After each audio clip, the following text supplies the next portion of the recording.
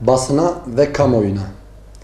1 Nisan'da yapılacak olan Bingöl Ticaret Sanayi Odası Meslek Komitesi seçimlerine şu anda mecliste bulunan inşaat grubunu temsil eden çok kıymetli arkadaşlarımız aday olmayacaklarını beyan etmişlerdir. Bizler bu nedenle yaptığımız geniş çaplı bir istişare sürecinden sonra inşaat meslek grubunda aday olmaya karar verdik. Kamuoyunun malumudur.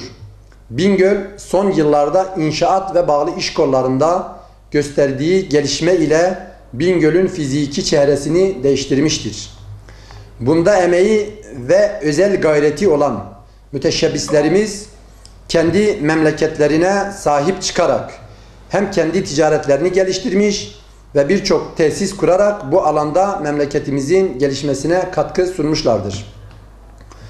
Bizler de bu alanda her birimiz çok uzun yıllardır memleketimize hizmet veriyoruz. İlimizin inşaat ve bağlı iş kollarında sanayimizin daha çok gelişmesi için Bingöl Ticaret Sanayi Odası'nın meclisinde kendi meslek grubumuz, oda meslek grubu içerisinde en büyük meslek grubu olan inşaat grubunda hizmete talibiz. Bizler bu işe talip insanlar olarak şunun farkındayız.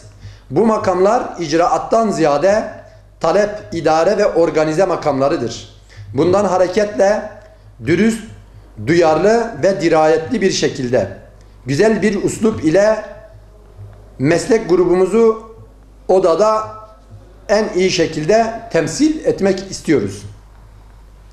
Bingöl Ticaret Sanayi Odası'nın bütün üyelerine hasseten ricamızdır. 1 Nisan'da yapılacak olan seçimden önce yetki belgelerini mutlaka almaları, seçime katılmaları ve nasıl bir idare talep ediyorlarsa kendi hür iradeleri ile tecelli etmelerini bekliyoruz. Bingöl Ticaret Sanayi Odası'nın üyelerine ve kamuoyuna saygılarımızla ben Abdülhakim Ayık, arkadaşlarım Abdülhamit Bayar ve Halil Aydoğdu adına bu kamuoyuna paylaştığımız basın bildirimizdir. Saygılarımızla.